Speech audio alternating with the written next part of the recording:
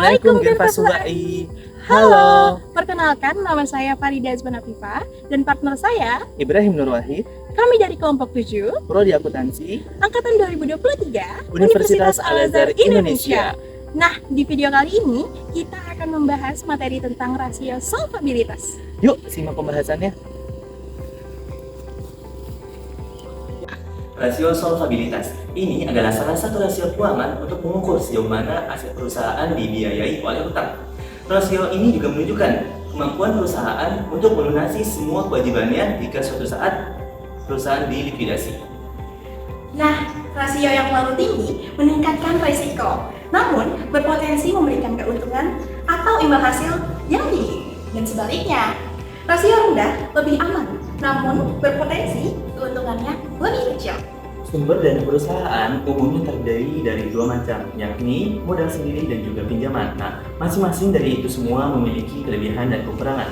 Kalau dari modal sendiri, yang pertama yang mudah didapat, tapi dananya terbatas. Kemudian yang kedua, ada pinjaman. Pinjaman ini modalnya memang besar, tapi tentunya dengan syarat dan juga biaya tambahan. Manajemen keuangan bertugas mengkombinasikan kedua sumber dana agar tidak membebani perusahaan secara berlebihan. Nah, agar perusahaan tidak terbebani, perlu kombinasi yang seimbang antara modal sendiri dan pinjaman. Nah, kombinasi ini diukur dengan rasio solvabilitas. Menurut Fred Weston, implikasi dari rasio solvabilitas antara lain, yang pertama, kreditor berharap adanya modal sendiri sebagai margin keamanan.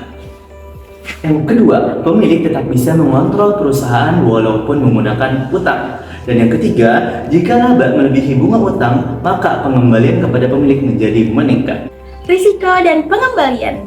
Jika rasionya tinggi, maka resikonya juga tinggi. Tapi, potensi laba juga besar. Namun, jika rasionya rendah, resikonya juga rendah. Tetapi, potensi laba kecil saat ekonomi naik. Oleh karena itu, manajer keuangan harus bisa mengelola rasio ini dengan optimal agar terjadi keseimbangan antara risiko dan juga return. Jenis-jenis rasio solvabilitas. Rasio solvabilitas digunakan sesuai dengan tujuan perusahaan, baik secara keseluruhan maupun sebagian, tergantung pada informasi yang dibutuhkan. Dalam praktiknya, terdapat beberapa jenis rasio solvabilitas yang sering digunakan. Ada debt to asset ratio, Debt to equity ratio, long term debt to equity ratio, tangible asset debt coverage, current liabilities to net worth, times interest earned, and fixed charge coverage. Interpretasi. Pada tahun 2022, PT Photoclock memiliki total aktiva sebesar 4.200 miliar dan total utang sebesar 2.050 miliar. Maka, 2.050 miliar dibagi dengan 4.200 miliar sama dengan 0,488 dan jika dibulatkan menjadi 49%. Rasio ini menunjukkan 49% pendanaan perusahaan dibiayai dengan utang untuk tahun 2022. Artinya, bahwa setiap 100.000 dana perusahaan, maka 49.000 dibiayai dengan utang dan 51.000 disediakan oleh pemegang saham. Jika rata-rata DER industri adalah 35%, maka rasio perusahaan masih di bawah rata-rata industri, dan ini akan menyebabkan kesulitan bagi perusahaan untuk memperoleh pinjaman. Apa itu kredit analisis? Kredit analisis adalah proses sistematis untuk mengevaluasi kelayakan kredit dari calon peminjam, dengan tujuan memperkirakan kemampuan dan kesediaan mereka untuk membayar kembali pinjaman sesuai ketentuan. Tujuan utamanya adalah yang pertama, untuk menilai risiko gagal bayar. Yang kedua, untuk menentukan apakah peminjam layak diberikan pinjaman. Dan yang terakhir, menetapkan syarat dan tingkat bunga berdasarkan profil risiko. Tahapan proses. Yang pertama adalah mengumpulkan data keuangan dan reputasi peminjam. Yang kedua, menganalisis laporan keuangan dan arus kas. Yang ketiga, menilai jaminan dan kondisi eksternal. Yang keempat, menentukan kelayakan dan tingkat risiko. Dan yang kelima, mengambil keputusan, disetujui atau ditolak. 5 C dalam kredit analis. Yang pertama, karakter. Untuk menilai reputasi dan integritas peminjam dalam memenuhi kewajiban finansial, termasuk histori kredit dan kejujuran dalam bisnis. Yang kedua, capacity. Untuk menilai kemampuan peminjam untuk membayar kembali pinjaman. Biasanya, dianalisis lewat rasio keuangan seperti interest coverage dan debt service coverage. Yang ketiga, kapital untuk menilai kekuatan modal yang dimiliki peminjam. Semakin besar modal sendiri dibandingkan utang, maka semakin rendah resikonya.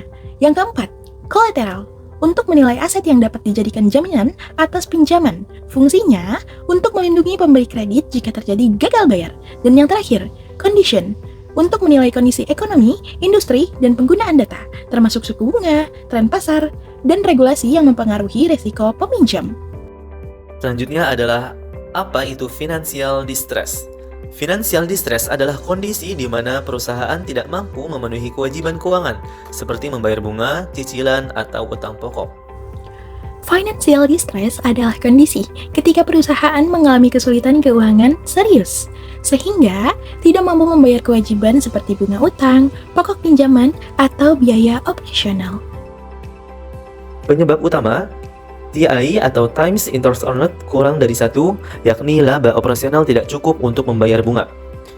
Selanjutnya, DER terlalu tinggi, yakni beban utang berat.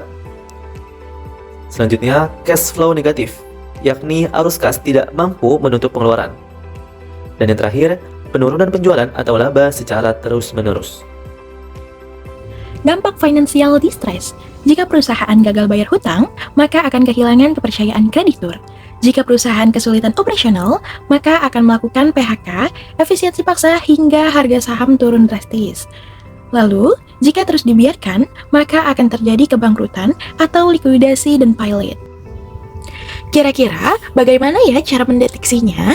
Rasio yang dapat digunakan untuk mendeteksinya ialah yang pertama, times interest earned, lalu debt to equity ratio, dan yang terakhir, laba bersih menurun ditambah arus kas negatif. Analisis tren laporan keuangan sangat membantu mendeteksi dini potensi distress. 3. Sekian pemaparan dari kami. Kurang lebihnya mohon maaf. Saya Farida Azmanapipa. Dan saya Ibrahim Nur Wahid. Pamit undur diri. Wassalamualaikum warahmatullahi wabarakatuh. Dadah. See you next video guys.